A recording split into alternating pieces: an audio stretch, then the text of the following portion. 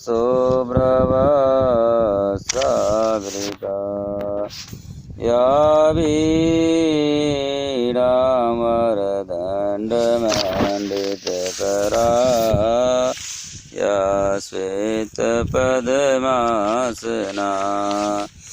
या ब्रह्माच्युतशङ्करैः प्रभृतिभिः देवैः सदा वन्दिता सा मां पातु सरस्वती भगवती निःशेषजाड्याम्बः निःशेषजाड्याम्बः।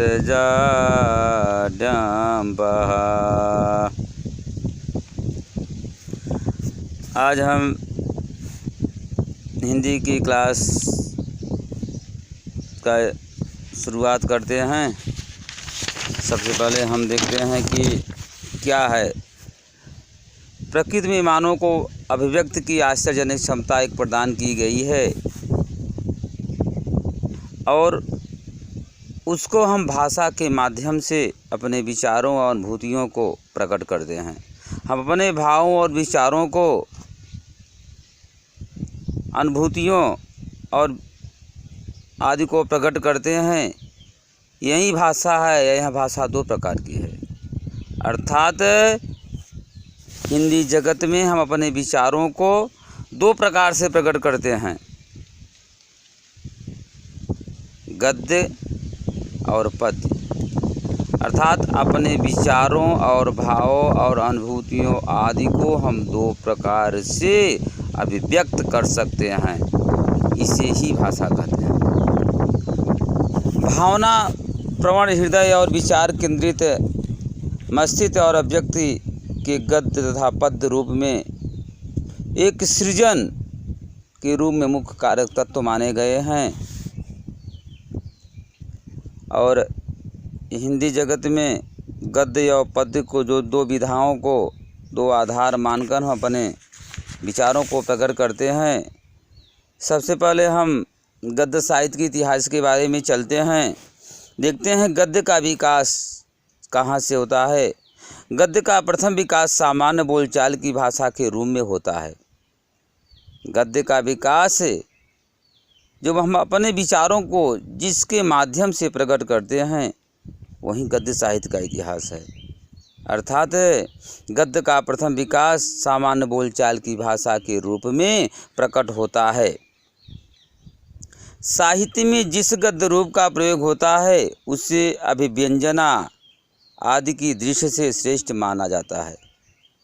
साहित्य में जिस गद्य के रूप में हम अपने भाषा का प्रयोग करते हैं वो श्रेष्ठ माना जाता है। लेखकों और कवियों को अपने विचारों, भाव आदि को व्यक्त करने के लिए अपनी भाषा शैली विकसित करनी पड़ती है।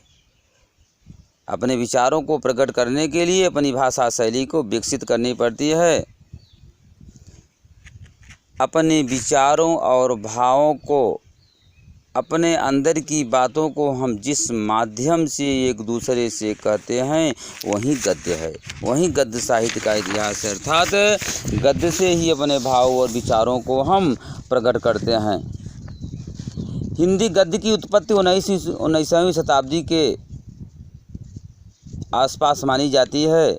कहा जाता है कि उस समय हमारा देश मध्यकालीन रूढ़ियों से मुक्त हो रहा था। जब हमारे हिंदी गद्य साहित्य का विकास होता है उस समय देश मध्यकालीन रूढ़ियों से मुक्त हो रहा था तथा पश्चिम से आती हुई नवीन संस्कृत चेतना को अपना रहा था। जो संस्कृत चेतनाएं थी मध्य में उनको हम अपना रहे थे और जो ये मध्यकालीन रूढ़ियाँ थी उससे हम मुक्त हो रहे थे।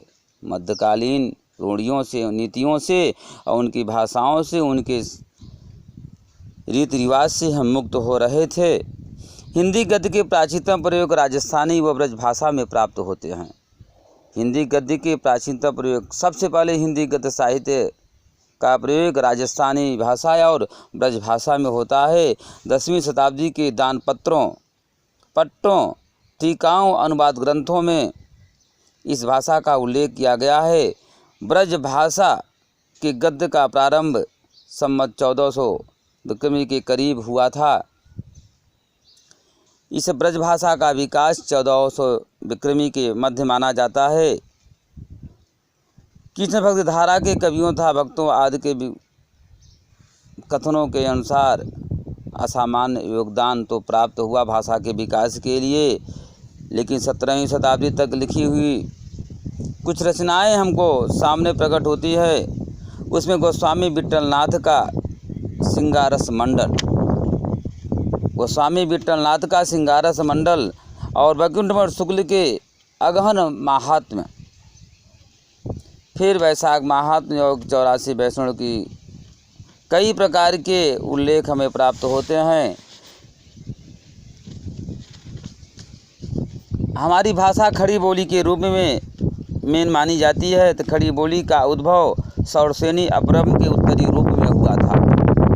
सौरसेनी भाषा से अपभ्रम भाषा के रूप में सौरसेनी के रूप में ही हमारे खड़ी बोली का विकास होता है। इसका क्षेत्र देहरादून का मैदानी भाग, दिल्ली, मेरठ, रामपुर, मुरादाबाद आदि कई जिले आते हैं। सबसे पहले हमारे खड़ी बोली का विकास देहरादून का मैदानी भाग, दिल्ली, मेरठ, रामपुर और मुरादाबाद के आसपास माना जाता है। हमें इस गद्य साहित्य के इतिहास को कई भागों में बांट देते हैं। कई युगों में इसको बांटा गया है।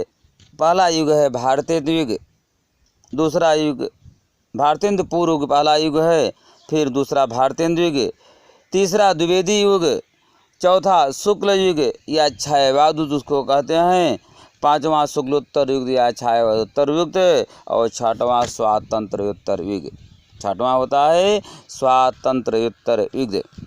तो यही कहा जाता है कि हिंदी गद्य की उत्पत्ति 19वीं शताब्दी के आसपास मानी जाती है। हिंदी गद्य के प्राचीनतम प्रयोग राजस्थानी और ब्रज भाषा में होता है। हिंदी गद्य का विकास खड़ी बोली के रूप में माना जाता है।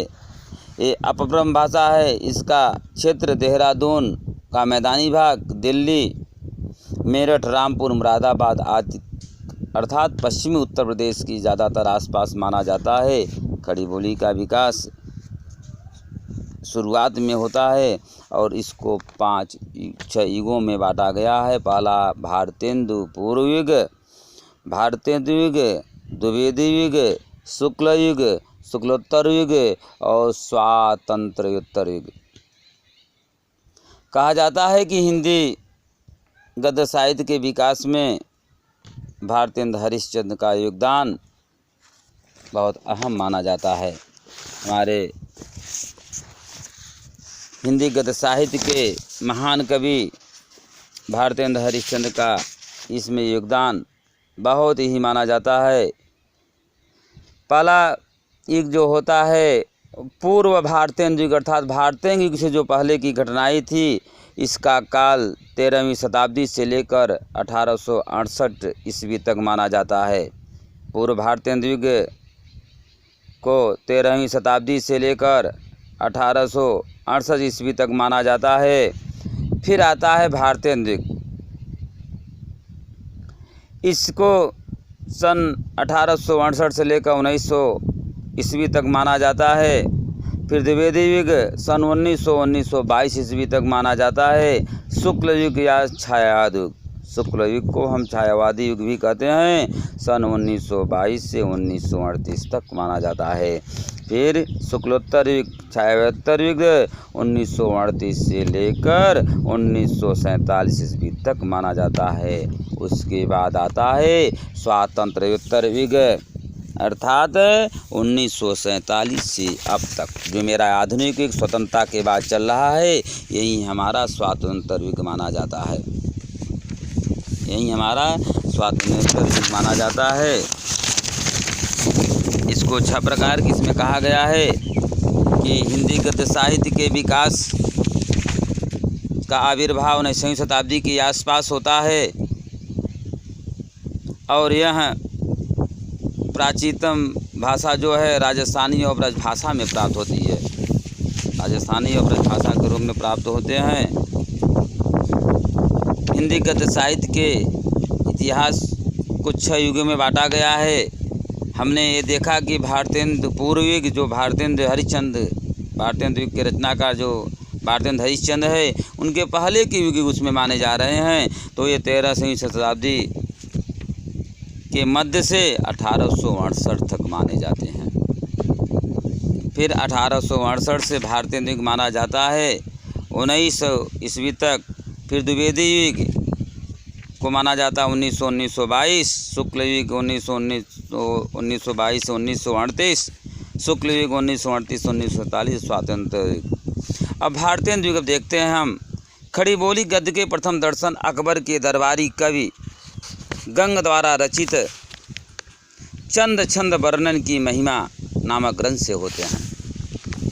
सबसे पहले हमें देखते हैं कि खड़ी बोली के प्रथम दर्शन हमें अकबर के दरबारी जो कवि थे गंग, उनके द्वारा रचित जो पहली रचना उनकी थी चंद छंद वर्णन की महिमा, जो कि 1570 ईस्वी में रची गई थी। इससे हमें प्राप्त होता है। फिर राम प्रसाद बिस्मिल निरंजनी ने भाषा युग वशिष्ठ के नामक रचना खड़ी बोली के रूप में की है। फिर हिंदी गद्य साहित्य के सर्वप्रथम फोर्ट विलियम कॉलेज कलकत्ता का योगदान रहा है। इसके आचार्य जॉन गिलक्राइस्ट के भारतीय युग में माने जाते हैं। और उसके बाद आगे चलकर हम पूर्व भारतीय युग में भी ईसा अल्लाह खां ने रानी केतकी की कहानी ठेठ बोलचाल की भाषा में लिखी गई है। और प्रेम सागर उनकी प्रसिद्ध कृति है। कहा जाता है कि प्रेम सागर उनकी प्रसिद्ध कृति है। ईसा अल्लाह खां ने रानी केतकी की कहानी को भी ब्रजभाषा में लिखा है। और फिर प्रेम सागर उनकी प्रसिद्ध रचना मानी जाती है। सदा सुखलाल ने अपने सहयोगियों की तुलना में काम किया और सुख साधन इनकी प्रसिद्ध रचना मानी जाती है। खड़ी बोली के विकास में ईसाई धर्म प्रचारकों ने पूर्ण रूप से सहयोग दिया है। 1813 ईस्वी में फिलफोर्स एक्ट पास होने के पश्चात इन्होंने स्वयं के धर्म के संचार को अनुमति प्रदान की थी। 1870 में कलकत्ता बुक सोसाइटी ने 1833 ईस्वी में लगभग आगरा स्कूल बुक सोसाइटी की स्थापना भी की थी।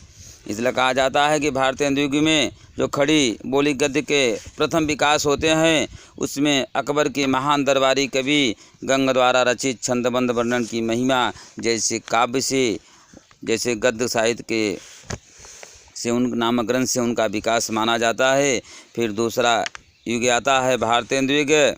भारतेंदु युग को आधुनिकता का प्रवर्तक साहित्यकार माना जाता है। इन्होंने हिंदी की विभिन्न विधाओं में साहित्य सृजन किया है। 1850 से 1900 ईस्वी तक की अवधि भारतेंदु युग माने जाते हैं। भारतेंदु ने राजा शिव प्रसाद सितारे, हिंदी की अरबी फारसी प्रधान हिंदी कवि और लक्ष्मण सिंह के सांस्कृतिक हिंदी के बीच का मार्ग अपनाया है। भारतेंदु हरिश्चंद्र का योगदान कई महत्वपूर्ण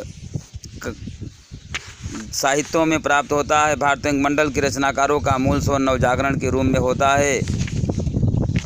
तो हमें ये देखते हैं कि भारतेंदु युग के रचनाकार भारतेंदु हरिश्चंद्र माने जाते हैं।